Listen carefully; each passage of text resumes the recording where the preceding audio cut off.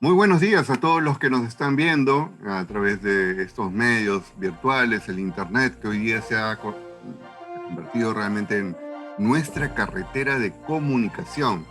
Hoy día podemos estar conectados con el mundo, poder conversar, poder hablar, poder exponer nuestras opiniones. Estamos acabando un año sumamente difícil, un año de retos, y por eso estamos formando este programa que se llama Iglesia.pe. Es una iglesia que hoy día se ve lanzada a la modernidad, tratando de responder una serie de puntos de vista, ¿no? Y encontrándose también con una serie de puntos. Y en medio de toda esta vorágine de opinión, tenemos que ir concertando, agrupándonos y generando un camino conjunto que nos dé futuro. Iglesia.pe es la iglesia que abre las puertas a la opinión eh, de diferentes partes, con diferentes matices, pero todos de aquellos que nos llamamos creyentes o cristianos en el mundo. Y hoy día, primer programa de Iglesia.pe, tenemos dos invitados especialísimos. Uno desde Estados Unidos, desde la Florida, ¿no? Nuestro gran amigo Enrique Pinedo. Él es el representante para América Latina. Él hace las alianzas estratégicas para América Latina de parte de Compassion International. Y con él estaremos conversando, ¿no? Sobre estos temas que están palpitantes el día de hoy. Y desde acá, desde nuestra Lima Chola, ¿no? Tenemos al pastor Miguel Bardales. Él es presidente de la Sociedad Bíblica Peruana. Obviamente la Sociedad Bíblica hoy día cumpliendo un rol muy importante. Solamente hace unos días escuchábamos en esta parte después de la pandemia han habido cerca de 7 millones de Biblias entregadas en la necesidad emocional y espiritual de la gente. Es decir, tenemos dos personas muy especiales con las que vamos a conversar y que tienen una mirada pues muy vasta de la iglesia. Y en la parte intermedia van a ingresar nuestra generación bicentenario. También tenemos nuestra generación bicentenario, ¿no? Dos jóvenes líderes que van a estar acompañándonos con nosotros, ya los vamos a ir presentando también, ¿no? Uno viene desde el campo de la educación y otro y ella desde el campo de la salud. Así que tienen sus opiniones, tienen sus miradas que son muy importantes porque ahora nos van a mostrar cómo se han vuelto una generación estratégica para el desarrollo de la iglesia en adelante. Así que muy buenas, Quique, Pastor Miguel, bienvenidos. Si pueden abrir sus audios y encantado de tenerlos este día de hoy en este primer programa de Iglesia.pe. Y la primera pregunta es la pregunta de cajón, ¿no? La pregunta que todos nos hacemos para hablar. ¿Cómo sienten ustedes que se ha dado el impacto en las iglesias de esta pandemia? ¿Qué es lo más fuerte que ha generado en la iglesia? Quique, por favor, empezamos contigo. Jorge, un placer estar con ustedes. Gracias por la oportunidad. Y tal vez mi punto de vista va a ser desde el trabajo que vengo haciendo en Compasión desde la oficina regional, todos los esfuerzos que hemos venido haciendo en Latinoamérica, cómo poder interpretar lo que nos ha estado pasando en este año. Hemos cambiado realmente muchas formas de acercarnos y trabajar con la iglesia local. Y también podría yo compartir desde la experiencia de mi iglesia local. Trabajo soy pastor laico dentro del campo de familia con mi esposa y de alguna forma desde esos lentes podría compartir lo que he estado viendo. Bueno, este año no creo que ha sido fácil para ningún sector de la población y particularmente para la iglesia tampoco, pero en medio de tanta turbulencia, en medio de tantos cambios, ambigüedades, creo que Dios también dio creatividad y algunas iglesias llegaron a responder, creo que bien frente a los desafíos. Otras iglesias creo que han estado explorando todavía la mejor manera de responder, pero creo que me impactó mucho la forma entender crisis que creo que la mayoría de nosotros, de ese cultura china crisis que también tenía la posibilidad de oportunidad, ¿no? Pero estaba viendo también la crisis desde el griego y que también tiene otra connotación que es más de separar, distinguir, escoger, juzgar, interpretar, discernir de una forma comunitaria. Creo que también ese ha sido un espacio donde, como tú decías, el Zoom nos ha ayudado muchísimo a estar escuchando algunos referentes, algunos puntos de vista sobre lo que está pasando y creo que hemos entendido de una forma comunitaria en algunos espacios qué es lo que ha estado pasando y tal vez interpretar bíblica, teológicamente, cómo responder. Ha sido un proceso. Todavía hay algunos que están interpretándolo y están tratando de ver cómo responden en esta crisis, ¿no? Para mí la crisis sigue siendo oportunidad posibilidad de transformarnos, de seguir proponiendo. Conversaba no hace mucho, justo tengo una invitación con la Iglesia Evangélica Española. En enero vamos a tener un tiempo con ellos. Nuevamente tenemos mucho contacto con el movimiento Juntos con la Niñez y Juventud. Y ellos han visto muchas crisis en varios sectores de la iglesia. Y hay algunas oportunidades también que se han abierto. Pero, por ejemplo, esta posibilidad de trabajar con España, ¿no? Tan fluida, se ha dado a través del Zoom. Y hablábamos de zungregarnos, hablábamos de palabras que eran... y ellos nos hablaban de muchos temas del tema de la salud mental o de la crisis familiar que ha habido por la cuestión de estar encerrados o no teniendo, o teniendo tantas restricciones. Pero a la vez veían oportunidades para la iglesia. La iglesia ha sido un referente importante en varios espacios para poder ser luz y sal en medio de estas nuevas situaciones de crisis.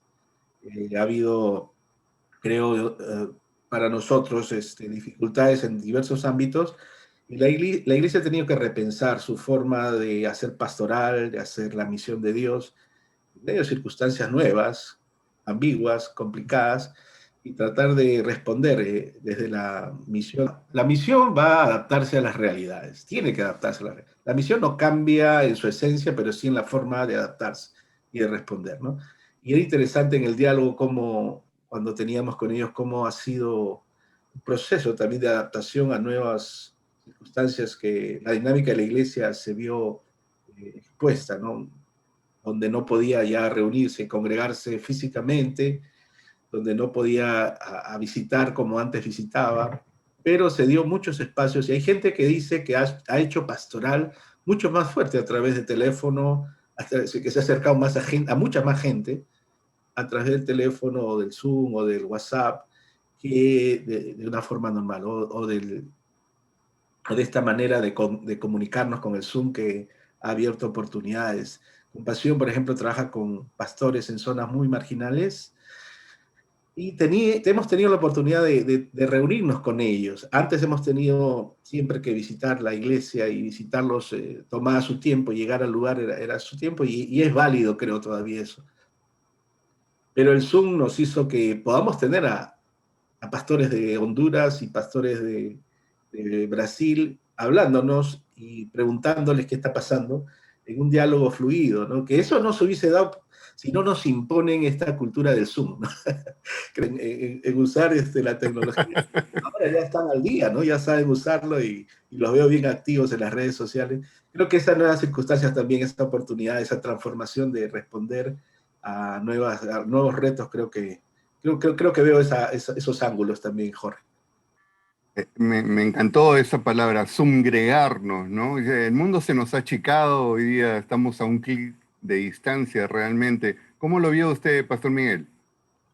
Bueno, yo creo que, primero, un saludo a todos los que nos están acompañando. Yo creo que vale una lectura positiva, de fe, optimista, pero también una lectura realista desde los desafíos que se presentan, ¿no?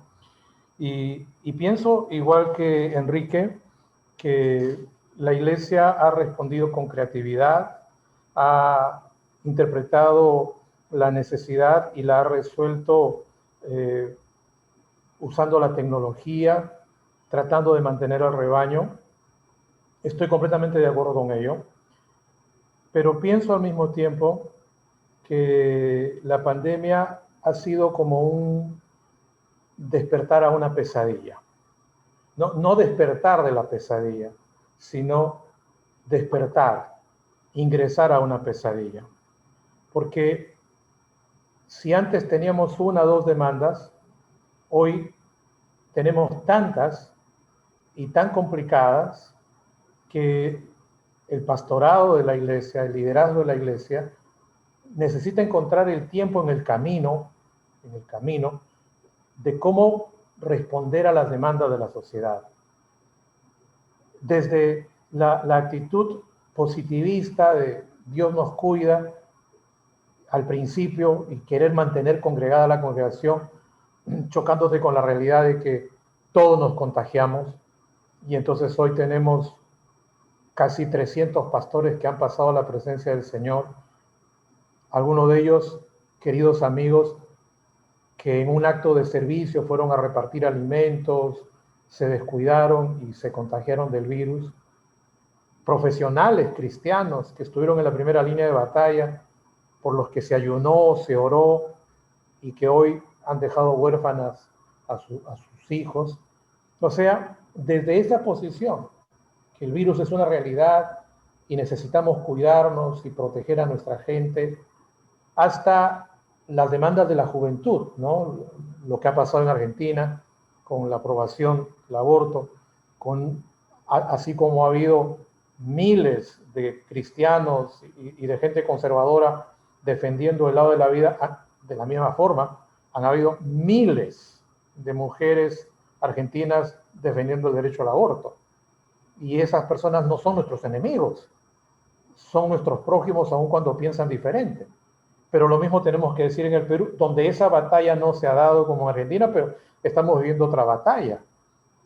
Es decir, las marchas que llevaron a un segundo cambio de gobierno y que pusieron a los chicos en la calle en medio de la pandemia, tiene que llevarnos a preguntar qué cosa estamos enseñando, cómo vamos a pastorear a esa generación hasta lo que viene, ¿no? Entonces yo creo de que tenemos enormes desafíos y es como estar en una pesadilla porque todo es un problema.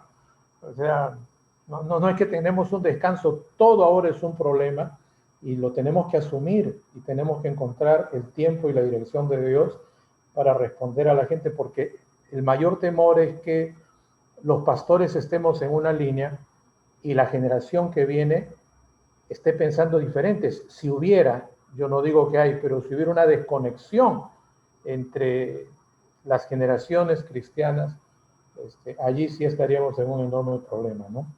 Así que yo creo que hay que ver cómo salimos de esta pesadilla en victoria. Así es, más problemas que el propio Baldor, ¿no? O sea, se nos ha venido toda una agenda de problemas, un contexto de caos, de desorden social muy fuerte, ¿no? Tendencias a radicalizar los discursos, una presión sobre la libertad individual y también de las entidades como las nuestras, como las iglesias, nos ponen pues en un contexto realmente difícil. Enrique, ¿cómo ves tú entonces este nuevo rol que debemos cumplir? ¿Cuáles son los puntos, digamos, que debemos enfrentar en este nuevo escenario que tenemos, ¿no? Mira, hace poco estuve leyendo un libro que me fascinó, porque tiene que ver dentro del contexto político y religioso que estaba viviendo Estados Unidos. Acá, por ejemplo, era una buena propuesta. Lo voy a traducir, es el espacio entre nosotros. Cómo Jesús nos enseña a vivir juntos cuando la política y la religión nos ponen aparte, ¿no? Una hermana llamada Sarah Anderson, que vivió toda su vida con sus familiares que eran políticos y pastores. Imagínense, ella contaba en las reuniones familiares el tema de conversación natural. Su papá postuló a la presidencia algún momento atrás, Pero ella decía cómo el tema de la religión y la política podía polarizar a veces la mesa, ¿no? Cuando estaban ellos juntos. Y empezaron a ponerse pautas, bien interesantes como familia. Y habían pastores también ahí. Creo que esa situación nos tocaría hacer como iglesia, creo que aprender primero a dialogar entre nosotros, aquí como iglesia, el tema de la unidad no implica pensamientos homogéneos en todos niveles, tal vez en lo principal, como siempre nos inculcó, a tratar de en lo esencial estar unidos, pero hay varios temas que podemos tener perspectivas distintas, ¿no? Y este libro hace bastante ese trabajo, bien interesante. En inglés ella plantea términos como, ¿se acuerdan los peacemakers, los que hacen la paz, ¿no? Y ella dice que hay peacemakers y hay los que son solamente los que cuidan que la paz o la situación se mantenga. Es una traducción que estoy haciendo. Ella dice, no, Dios nos ha llamado a hacer la paz, no necesariamente a guardar que la situación quede como está, ¿no? Hay dos palabras que ella usa. Y creo que ser un hacedor de la paz implica generar puentes y diálogos. No tenemos que tener miedo de eso, más bien tenemos que buscar la manera de buscar espacios comunes, de repente donde podríamos empujar juntos el coche. Creo que el tema de aborto es un tema donde vamos a coincidir muchos en que estamos por la vida, definitivamente. Tal vez el cómo, en las formas, habrá algún tipo de maneras distintas de ver cómo acercarse al tema, pero si no se generan puentes y esquemas de diálogo va a ser complicado. Yo estuve hablando con mi esposa ayer justo por un tema que estaba pasando aquí en Estados Unidos y yo tuve la oportunidad de estar con el movimiento Juntos con la Niñez en Colombia y un pastor de las Asambleas de Dios, él es doctor en política o en ciencias políticas, era el que estaba liderando el proceso de diálogo, ¿se acuerdan del post-plebiscito por la paz que hubo en Colombia hace 3 años? correcto, ¿Recuerdan? sí. Por el sí y el no. Y se habían metido temas como ahora ese era el tema, que aquí estaban tratando de ver un tema de cómo dar algún beneficio económico, de alivio económico a la gente, pero estaban metiendo otros temas anexos juntamente con eso para probar un tema importante con otros más. El tema de la paz también, se metió el tema grueso y metían otros temas más por ahí que no era fácil que se aprueben, ¿no? Y entonces yo decía, de una forma, una estrategia inadecuada, decía mi esposa, conversando. Pero lo interesante fue que este pastor de Asambleas de Dios, ¿ah? Y doctor en política, podía combinar y estaba al frente y nos contaba todo el proceso, nos decía cómo la importancia de tener procesos o metodologías para el diálogo, porque decía, se iban a la yugular de frente, ¿no? No había foro a veces cuando empezaba a conversar de frente, ya iban a atacar al conservador como cavernario y el conservador le iba a decir, tú eres recontraliberal y no miras principios o valores, y de frente se iban también a darle la yugular. Entonces no había forma de conectarse en el diálogo.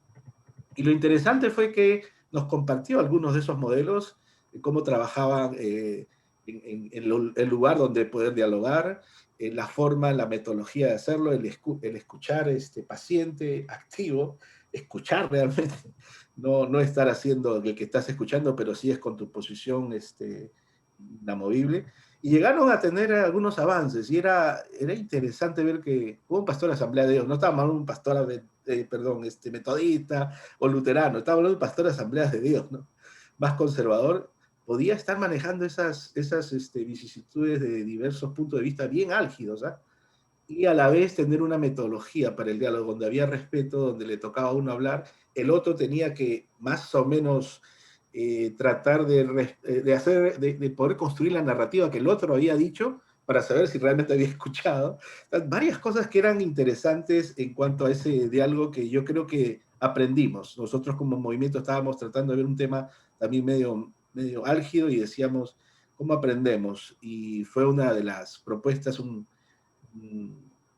creo que una manera de ver como un pastor, estando en una propuesta de sociedad civil, traía algunos elementos, creo que de hacer paz, ¿no? De ese pacificador, el que hace la paz. Creo que también es generar puentes, escucharnos y tratar bueno, no estar tratando de minimizar tal vez temas que son complicados, pero la idea de escuchar creo que era el tema importante, y se habló de una autora también, una demócrata en Estados Unidos, que hizo el deseo muy profundo de meterse a las zonas más conservadoras de Estados Unidos y entender lo que estaba pasando en el cinturón de la Biblia, que le llaman acá, y se metió por varios meses y salió con una visión distinta, porque empezó, inclusive la dedicatoria del libro es distinto, hace una dedicatoria a las familias que le cambiaron, como esa crisis que hablamos, que también es transformación, le transformaron su punto de vista, y ella salió diciendo: nosotros como demócratas hemos dejado la familia, nosotros creemos en la familia, debemos trabajar temas familiares, porque hemos dejado y hemos estado asumiendo algunos temas nada más. Y ella empezó a ver que habían espacios comunes que podrían ser parte de este diálogo. Entonces, creo que por ahí podría ser una parte, ser pacificadores, hacer los que hacemos la paz. No quiere decir keep peace, o guardar la paz nada más, y no ventilar temas que tienen que ventilarse, ¿no? Y tratar de buscar ese espacio y metodologías adecuadas. Creo que por ahí va la cosa, de respeto, ¿no? Y entre cristianos el amor incondicional debe estar por encima, en la unidad, ¿no? El respeto y el amor debe estar por encima de todo. Bien, Pastor Miguel, este tema de lo que plantea Enrique, el diálogo, la construcción del diálogo, ¿es posible? Tenemos que hablarlo de manera interna. Yo sé que usted ha pasado por varios vericuetos por ahí de lucha armada y qué sé yo. ¿Cómo construir ese espacio de diálogo entre las iglesias, entre las denominaciones? ¿Es posible en el Perú hablar de eso? ¿O tenemos que decir, como Tomás Moro, esto es una utopía? ¿Qué diría usted? Difícil responder esa pregunta sin agredir a nadie. La Biblia nos manda amarnos, respetarnos, tolerarnos.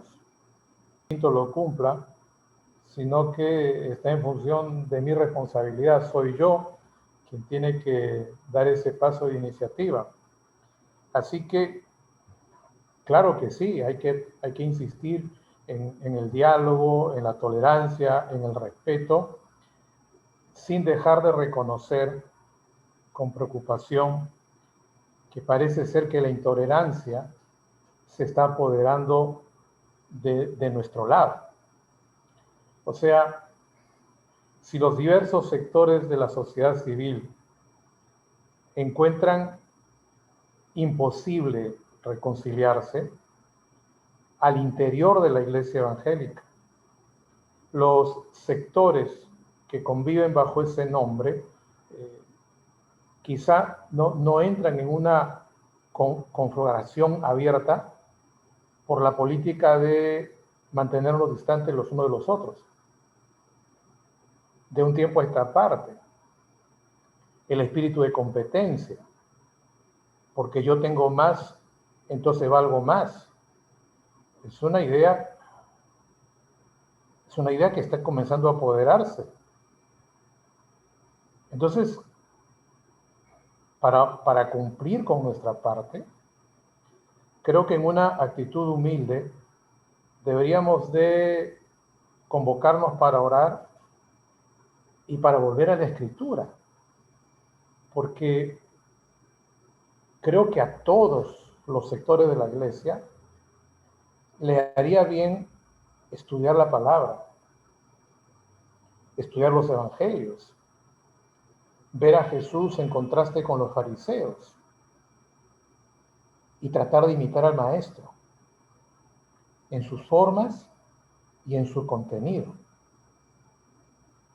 A veces tenemos el mensaje del maestro vestido con el lenguaje y las actitudes de los fariseos.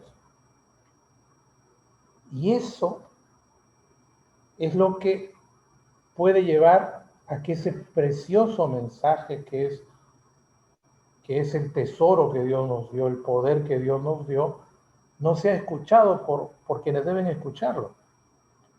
Porque quienes lo estamos predicando, no lo estamos viviendo. sea, cuando Jesucristo dijo, en esto conocerán que soy mis discípulos, en que hicierais mucha obra social, o levantarais grandes templos, o llenarais todas las redes con mensajes. No, la marca es que nos amemos los unos a los otros. Tal vez necesitamos a ese doctor en ciencias políticas que nos enseñe técnicas del diálogo, ¿no? Para Sí, aprender a escucharnos y a conversar. así es. Yo creo que es un gran problema. Que tú has visto y estás en contacto con iglesias en Norteamérica, en diferentes partes del mundo. ¿Tú crees que estamos hablando más de Soros y de Bill Gates que de Pablo? ¿Crees que nos estamos politizando mucho más en estas ideas globalizantes? ¿Cómo ves ese proceso? Mira, un tema que hemos trabajado aquí en Compasión, me imagino que eso es más en el sector empresarial, pero es un acercamiento que se llama VUCA. Significa este ambiente es volátil, no es comprensible, es ambiguo y complejo, ¿no? Más o menos. Entonces, bajo estas circunstancias, ¿cómo acercarnos como organización? Hemos cambiado muchísimo. Para este año hemos cambiado muchas cosas que hacíamos, porque teníamos que responder a realidades totalmente nuevas y que no las comprendíamos del todo.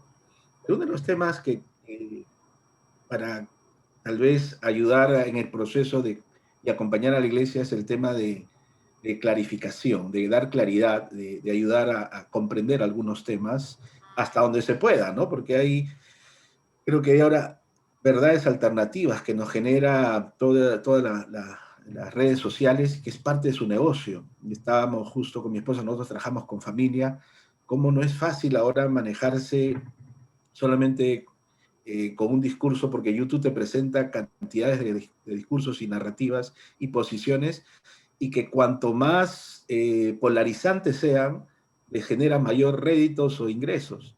Es decir, que la Tierra es plana, es una teoría de conspiración que está de moda aquí en Estados Unidos. Hay un grupo que cree que la Tierra es plana y cree esa narrativa porque tú entras a YouTube y te van a poner todos los videos que te refuerzan eso. Y casi ya te conocen, tienes el profile ahí identificado y te van a poner casi todo lo que tú más o menos crees y te lo van a reforzar. Es decir, vas a generar más polarizantes puntos de vista. Y no es fácil cuando estás polarizado dialogar. Definitivamente, más bien vas a encontrar dificultades para entender al que está al otro lado. Entonces, cuando hablamos de esto aquí en Estados Unidos, esto es un tema muy serio, porque aquí se ha confundido el tema del reino de Dios o el ser discípulo de Cristo con un partido político o partidos políticos. Pero sobre todo aquí la mayoría de evangélicos tiene una posición bien radical en el tema republicano, por ejemplo. Y puede ser que hay algunas cosas muy buenas en el tema republicano, pero hay temas malos que están surgiendo y son evidentes, como las gran mentiras que se están diciendo, y a veces la iglesia las justifica, ¿no? Y no se mantiene dentro de una posición que tiene que ver con un reino que no está dentro de los marcos de los reinos terrenales. No se debe casar la iglesia con perspectivas o posiciones partidistas. Debemos tener una visión mucho más que tenga una perspectiva mucho más allá del reino de Dios o de discípulos de Cristo. Pero, por ejemplo, el tema del aborto, el tema de gay, y estos temas a veces se traen, o en contra del tema gay, trae bastante, se puede decir, unidad en varios esfuerzos, pero traes el tema racismo y no lo ven como un tema, por ejemplo, ¿no? Cuando el tema racismo debería ser, uno tendría que tener una agenda desde el marco del reino de Dios. Bueno, yo estoy en contra del aborto, estoy en contra de una agenda gay así como se plantea en los espacios ultras. Estoy en contra también del racismo, estoy en contra de la violencia. Y hay otros temas más que la iglesia debería abrazar como parte de una visión del reino de Dios.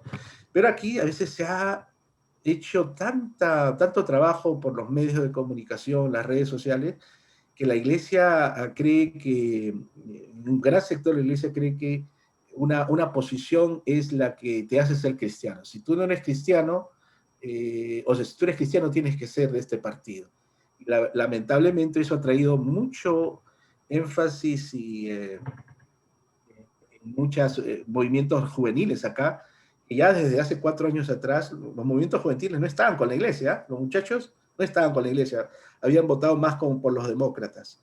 Y esa era una preocupación. Hace 4 años hablábamos con líderes en Cleveland de la Iglesia de Dios, la Iglesia de la Profecía, que ahí está la sede mundial, y decimos, miren, estos jóvenes están votando por azul, que se puede decir los demócratas.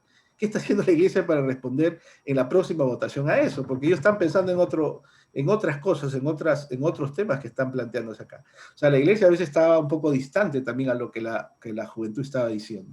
Estábamos discutiendo, porque el tema aquí no ha sido tan fácil en este tiempo.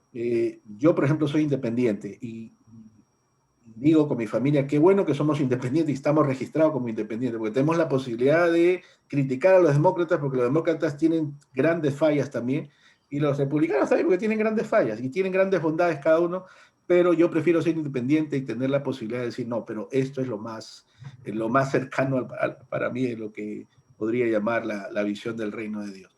Entonces, no ha sido fácil, porque ha habido...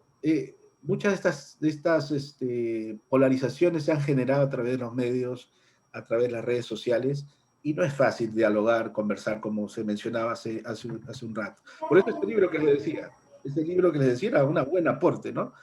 El espacio, porque justamente cuando hay polarización dentro del espacio político, es peligroso, es peligroso.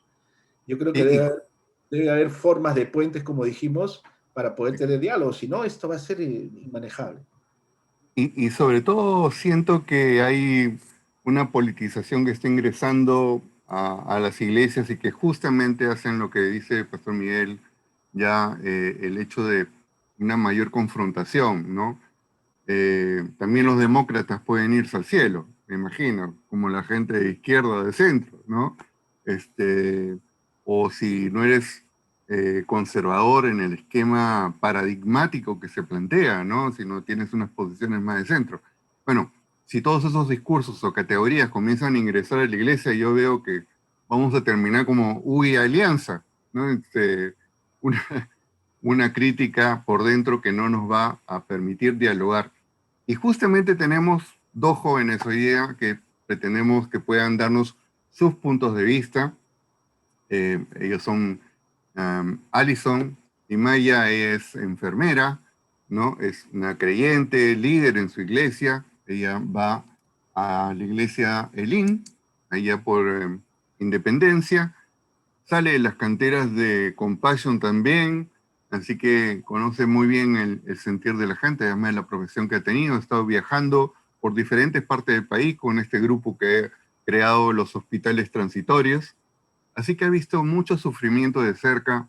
Estos ya van más de 37,000 fallecidos que tenemos en el país. Alison, ¿cómo estás?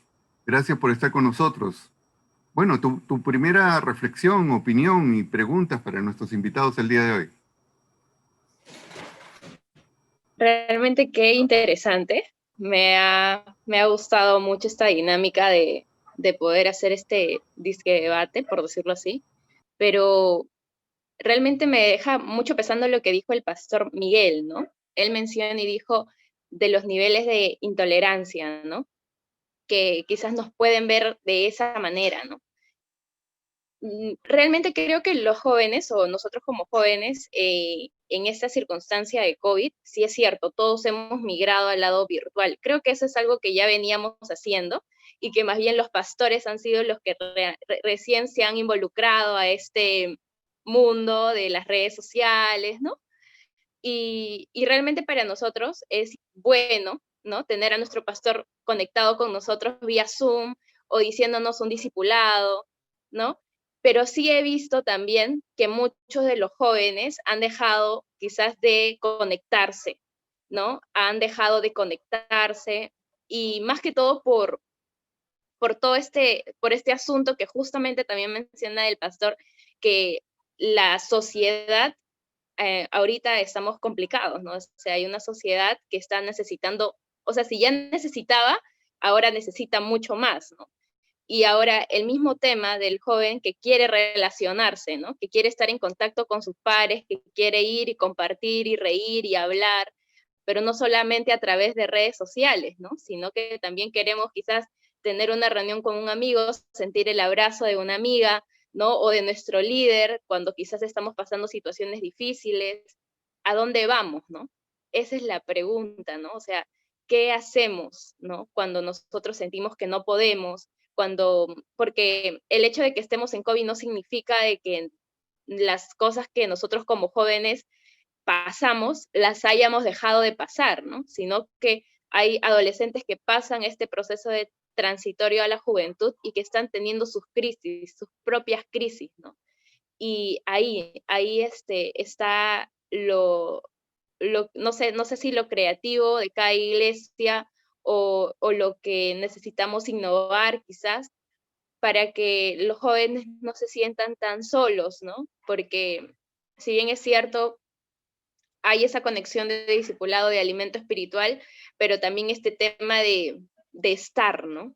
Eh, por ahí he escuchado que muchas iglesias, por ejemplo, han triplicado sus cultos, ¿no? Por ejemplo, hay algunas que ya iniciaron, hay otras que no, se respeta, ¿no? Pero este sobreesfuerzo a los líderes, ¿no? Este sobreesfuerzo que dan a los propios siervos del Señor para poder llegar a más gente, para que estos jóvenes no se sientan tan solos o estos adolescentes no se sientan tan solos. No sé, ustedes quizás, ¿cómo ven esta proyección a la juventud quizás para este 2021, ¿no? O sea, como pastores, como quizás expertos en el asunto de poder conectar o hacer proyectos y que lleguen a muchas personas. ¿Cómo ven el tema de abordar el tema de juventud aquí para el 2021, ¿no? Obviamente, conociendo, bueno, aquí en el Perú, si bien existe ciertos protocolos para poder abrir las iglesias, hay puntos obviamente que se respetan, que es el abrir y el no abrir, ¿no? Pero ¿cómo ustedes pueden proyectar o cómo pueden quizás hacer ese abordaje, ¿no? O qué cosas pueden quizás doblegar para que esto se dé y puedan estar un poco más cerca de los jóvenes, ¿no? Esa Gracias, quizás sería mi pregunta. gracias, Alison. Pasamos ahora con Jeremías Saavedra. Él es educador, experto también en tecnología, maneja y asesora toda una red de colegios.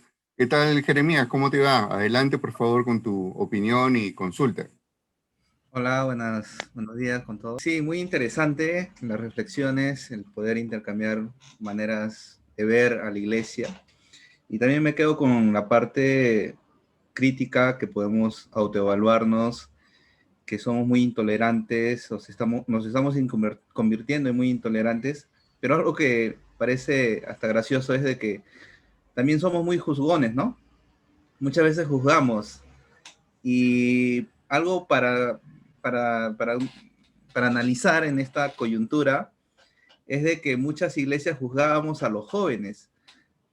Los adultos, por así decirlo, decíamos, no, pero tú joven que haces esto y tienes una vida muy conflictiva, o en algunos lugares he podido compartir con algunos adolescentes situaciones muy individuales, por ejemplo, donde en las familias o en las propias iglesias le decían, tú tienes un hijo que es muy vicioso o que para en las cabinas de internet y tu hijo que tienes que corregirlo, tienes que instruirlo. Y el joven me dice, mira, a mí me decían eso, el líder de la iglesia le decía a mi mamá que me diga así, ¿no? Que yo era un vicioso, que me tienen que corregir. Y ahora, hace poco, en épocas del COVID, el pastor ha venido a mí para decirme que le apoye en las transmisiones de los cultos y todo. Y a veces uno se pone a analizar, ¿no? Ese vicioso que estaba juzgado, criticado, pues, cómo ha sido un instrumento de Dios para poder ayudar a la iglesia, ¿no? Y yo creo que la juventud y los jóvenes también vivimos en ese entorno, ¿no? Dentro de la iglesia. A veces nos sentimos un poco juzgados, pero yo creo que en este escenario se ha podido ver mucho el valor o la importancia del protagonismo juvenil que tienen los adolescentes y jóvenes dentro de la iglesia.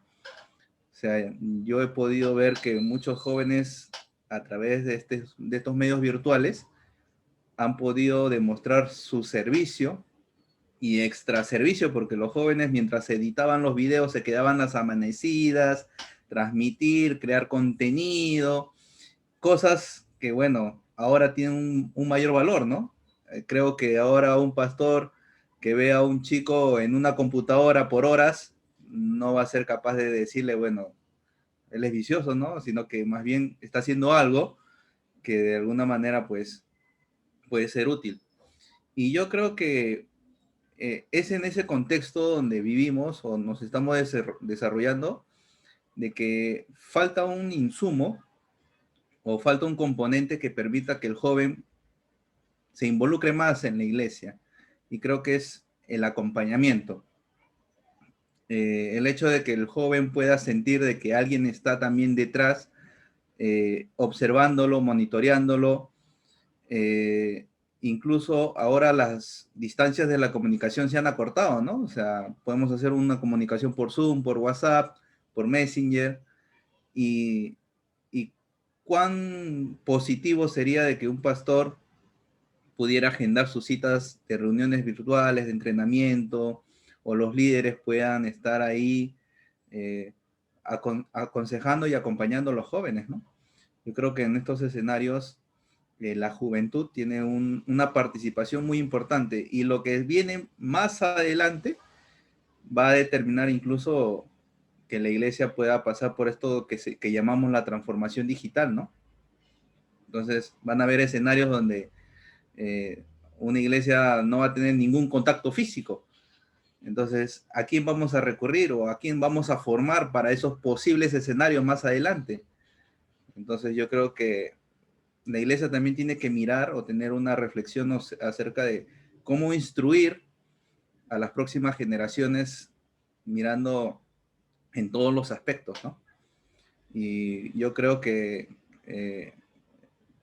pasar por temas reflexivos dentro de nuestras propias denominaciones y dar un protagonismo alentador y constructivo a las juventudes que lo necesitan. Un joven que se siente valorado en su propia iglesia es un joven con mucho potencial de dar mucho más todavía para el servicio, ¿no? Y creo que en este escenario en el que vivimos de la cuarentena, los jóvenes han tenido un protagonismo muy, muy relevante y lo van a seguir teniendo, creo yo. Muchas gracias, Jeremías. Jeremías va a la iglesia La Hermosa en Ate. Así que gracias por tu participación. Nos quedamos todavía acá en el set, ya ahora yendo hacia la parte final del programa. Pastor Miguel, ¿alguna reacción frente a las preguntas y las opiniones de nuestros invitados jóvenes? Yo creo que detrás de lo que los jóvenes nos plantean está recuperar el método bíblico del discipulado. Estoy leyendo Hechos otra vez y me he quedado sorprendido de la variedad de verbos con que Pablo describe su actividad evangelística. Quizá porque de una u otra manera somos hijos de las misiones americanas o europeas, nosotros imaginamos, la mayoría de nosotros imagina a Pablo predicando, arengando y haciendo llamamiento, ¿no? Pero el Pablo de los Hechos es un hombre que debate, que discute, que entra al pregunta y responde, que no le tiene miedo, que no está encasillado en una forma, que es muy humano y que está muy cerca de la gente. Y yo creo que eso es lo que necesita la juventud. No solo que los pastores los veamos como capital de trabajo, como dones que se pueden usar para el servicio del reino, porque de hecho es un valioso capital, pero como vidas que tienen que ser formadas, pero que no tienen que ser formadas verticalmente, sino caminando, escuchando sus opiniones, escuchando las contradicciones que ven, porque los jóvenes ven contradicciones que nosotros tendríamos que entender, que nos haría bien entenderlas, ¿no? Entonces, y me parece que una de las bendiciones de la pandemia es precisamente que el Zoom y las redes y el WhatsApp, que es el modus comunicandi de los jóvenes, ahora es parte de nuestro aprendizaje. Entonces, en mi experiencia de pastor, pues yo por primera vez le he escrito un WhatsApp a un grupo de adolescentes, pero no como grupo de discusión, porque esos chicos se la saben todas, sino uno por uno, ¿no? Y me he quedado perplejo de la alegría y de la sinceridad de sus respuestas. Y me he quedado sorprendido de que me tienen cariño y que sienten que estoy más cerca a ellos de lo que yo mismo pensaba, ¿no? Así que esa es una bendición. Y espero que mis colegas descubran lo que yo voy descubriendo, que tenemos que valorar a las personas porque son personas, no por los dones que tienen, sino porque son personas en las que la imagen de Cristo tiene que quedar marcada, tiene que hacerse ver. Y si apostamos a eso, a que nuestros jóvenes se conviertan en pequeños Cristos, está asegurado el cambio del mundo, está asegurado el cumplimiento de la misión, porque son los pequeños Cristos los que van a llevar adelante la misión, ¿no? Así que de eso se trata, de aprender en el camino y de estar cerca los unos a los otros, si no físicamente, por lo menos virtualmente. Qué bonito ese tema del acercamiento. Bueno, Iglesia PE es un espacio de discusión, de diálogo y de encuentro generacional. Así que no vamos a dejar de tener siempre nuestro panel de jóvenes. Invitamos a los jóvenes que nos vean, que quieren participar en los próximos programas, que nos escriban, ¿no? Con mucho gusto van a tener acá las puertas abiertas para poder opinar. Quique, en esa reflexión, ¿cómo lo ves tú? Tú trabajas también con adolescentes en diferentes partes. ¿Cuál es el rol que le tocaría a la Iglesia en este diálogo interno y también generacional? Hay un término que usábamos mucho en el movimiento Juntos con las Niñas, inclusive hemos editado algunos libros, y se llamaba la coparticipación con la niñez, el tema de participación protagónica, pero llamamos la coparticipación, donde los adultos acompañábamos a los jóvenes, caminábamos juntos, aprendíamos de ellos también, y de alguna forma también gestábamos posibilidades para que sean protagonistas. Bíblicamente, Samuel en la Biblia no fue, Saúl, cuando fue rey, no fue el mejor rey, pero le dio una oportunidad a un adolescente, ¿no? Para cambiar la historia de Israel, realmente una responsabilidad tremenda. Podemos estar con muchos puntos de vista negativos frente a Saúl, pero le dio la oportunidad, le generó esa posibilidad. Y el joven David lo hizo con su onda, no lo hizo con armadura, que a veces nosotros los adultos de la generación pasada queremos ponerles, ¿no? Haz las cosas como queremos que nosotros se deben hacer, ¿no? Y dijo, no, esto no va conmigo, yo voy a usar mi onda, con esto he matado osos, leones y voy a seguir matando más Goliat. Entonces, dejar a los muchachos también a usar sus propios elementos donde se sienten confortables y donde más bien tenemos que aprender como iglesia. Con mi esposa, como les decía, trabajamos en el tema de familia y uno de los enfoques fuertes que tenemos es cómo hacer discípulos en casa. Y ese es un enfoque muy fuerte que la iglesia tiene su parte, pero la familia, sobre todo si son creyentes, tiene el rol importantísimo de Deuteronomio 6 de pasar la fe, ¿no? El batón de la fe hacia la próxima generación, hacia 2 generaciones, dice Deuteronomio 6. Y trabajamos mucho eso. Y un tema que vimos hace como 8 años, 10 años, 9 años por ahí, fue el tema de cómo acercarnos en el espacio virtual. Y sacamos 2 CDs sobre la situación de la realidad de los chicos. Y cómo cuando a veces los llamabas ni te contestaban, pero si le enviabas un texto sí te respondían, ¿no? O sea, entender cómo manejaban ellos algún tipo de comunicación que nosotros estábamos un poco atrás. Y empezamos a trabajar temas, oportunidades muy importantes para la pastoral juvenil y de los padres también, cómo acercarse a ellos. Y también trabajamos el tema de los riesgos de cuando eran niños más pequeños y cómo trabajar esa parte. Pero la posibilidad es muy grande realmente. Y empezamos a ver cómo como el Facebook, por ejemplo, ya no era un espacio donde estaban los jóvenes. Ya los jóvenes estaban en Instagram, estaban en hashtag, en otros lugares, usaban otros espacios. Y justo dicen que Facebook es más para mi abuelita, ese muchacho. Ya es para mi abuelita que ya aprendió a usarlo, pero ellos están en otros lugares, ¿no? Entonces decíamos, en esa época decíamos la pastoral de la Facebook. Miren, en esa época, hace 8 o 10 años, ¿cómo hacemos pastoral en la Facebook? Decíamos, ¿cómo ponemos gente, jóvenes, que también puedan estar con los chicos, tratando de estar en su ambiente, en su espacio, ¿no? Ahora hay que sacar la pastoral de TikTok. Del TikTok, por ejemplo, ¿no? ¿Cómo hacemos la pastoral del TikTok? Y bueno, ¿cómo usar esos espacios también para la difusión del evangelio y el discipulado? Porque son espacios importantes. No son todo el espacio, pero si no aprendes a trabajar con un adolescente en la forma en que ellos están comunicando, difícilmente vas a poder conectarlo integralmente, ¿no? Entonces nosotros aprendimos hace 8 años y decíamos con mi esposa, ahora tenemos que hacer otro nuevo. Fueron 2 CDs, 2 momentos, porque teníamos nuestros hijos adolescentes hace 10 años. Ahora ya son jóvenes adultos, pero decíamos, bueno, ahora podríamos estar pensando en TikTok, decíamos Instagram, hashtag y otros más donde están los muchachos y ver cómo están, porque estoy seguro que los pastores no saben qué es hashtag o no saben lo que es TikTok, ni saben qué cosa. TikTok a veces piensan, como empezó TikTok, solamente que es a cantar con la voz de otro, ¿no? Pero es más, hay toda una situación interesante que justamente hizo un tremendo movimiento aquí en Estados Unidos, en varios lugares. El TikTok ha sido usado en varios momentos por los jóvenes para hacer para poder expresar su voz. Y tal vez hay otros medios también, el WhatsApp y la forma como se convocan, como se estuvieron convocando ahora. Ellos están...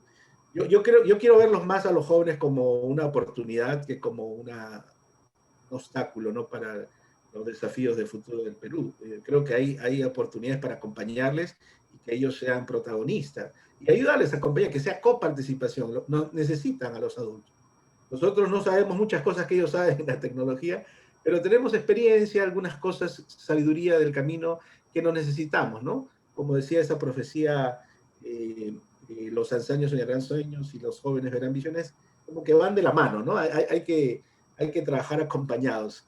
Creo que la virtud sería cómo aprendemos a vincular a la juventud dentro de estos nuevos procesos que se vienen y tratar de generarles oportunidades. Porque nosotros como adultos somos los que tenemos el poder de generar oportunidades.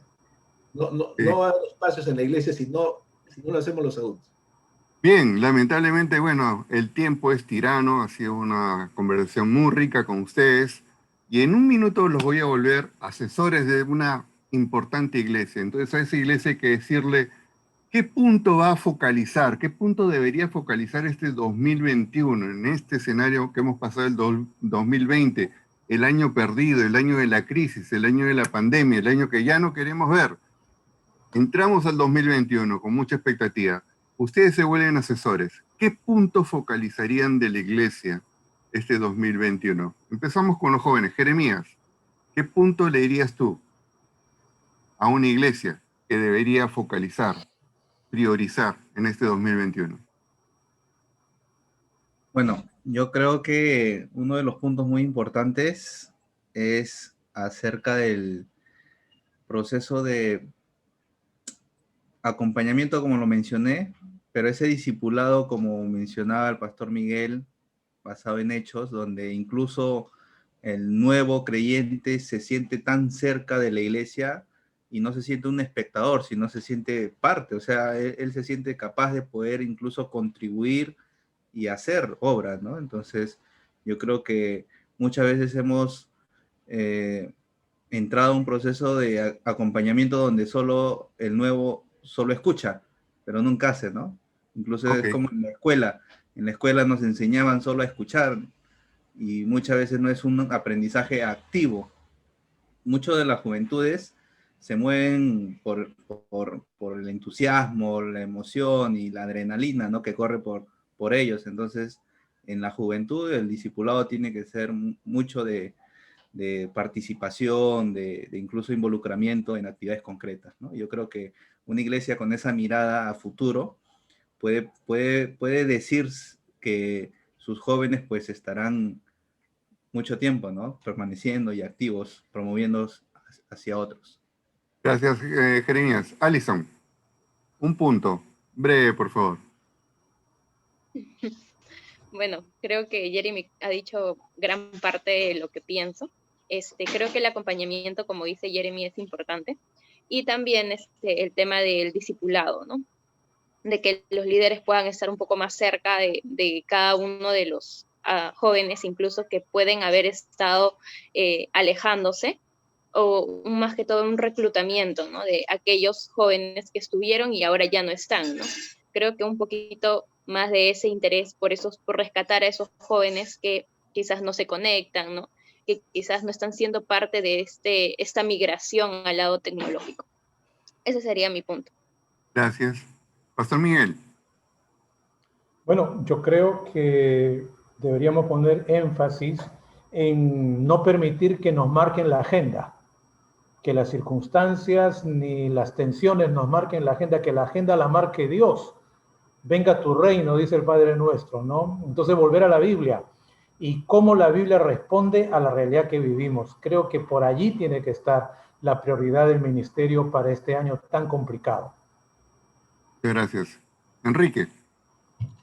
Tal vez el mismo énfasis yo tenía apuntado por acá, y tal vez la visión de cómo modelar a Jesús en la práctica de la iglesia, ¿no? Jesús tuvo más actividad fuera del templo. Casi el 80% de su actividad se le ve fuera de la sinagoga y el templo. Y casi los milagros, las enseñanzas lo da en espacios que están vinculados a la gente afuera, ¿no? Cómo ver la manera de vincularnos más con espacios ya generados, escuelas, espacios comunitarios en los barrios, donde podamos acercarnos como iglesia. Ya a veces el esperar que vengan al templo, yo creo una de las enseñanzas que nos dejó esta pandemia. Cuando una iglesia se centra en el templo y es templocéntrica y no ha generado liderazgo para que el liderazgo lo haga de una forma más rica y más ampliada, y bueno, depende mucho del templo. El templo es importante y hay que resignificarlo ahora en la post-pandemia, pero no debe ser la misión de la iglesia. Tiene que ser el modelo de Jesús. Jesús estaba con la gente afuera, ponía el ejemplo del buen samaritano, ayudar al más necesitado, predicaba, enseñaba el reino de Dios, sanaba, desafiaba a muchos líderes religiosos y políticos que estaban muy vinculados. Entonces eso es lo que el modelo de Jesús hacía y discipulaba, ¿no? Eso es lo que hemos estado compartiendo de un discipulado muy cercano, ¿no? Iba preparando a los futuros líderes de la iglesia. Bueno, eso podría dejar como un reto a seguir los modelos que bíblicamente nos presenta la palabra. Bien, muchísimas gracias. Creo que hemos dado puntos de vista muy ricos, muy interesantes a todos los pastores, líderes, jóvenes que nos están viendo y que nos van a ver. Esta Iglesia PE es un espacio justamente de diálogo. Ya saben ustedes, volvamos al modelo de Jesús, dejemos más a Soros y Gates tranquilos y hablemos un poco más de nuestro rol como iglesia, ¿no? Volver a nuestra esencia. Es allí donde tenemos los grandes puntos de encuentro, ¿no? Y poder hacer el esfuerzo. Es que bueno terminar con esto, ¿no? Los peacemakers, los hacedores de paz, los constructores de paz, tener eso como esencia, ¿no? De ese evangelio que nos transforma permanentemente. Feliz año a todos los que nos están viendo, un abrazo para todos ustedes y estamos viéndonos ya en enero en el siguiente programa de Iglesia.pe. Un fuerte abrazo virtual y nos estamos viendo entonces. Gracias a todos ustedes. Nos vemos.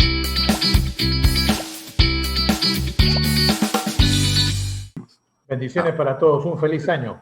Gracias, igual. Feliz año. Feliz año para todos.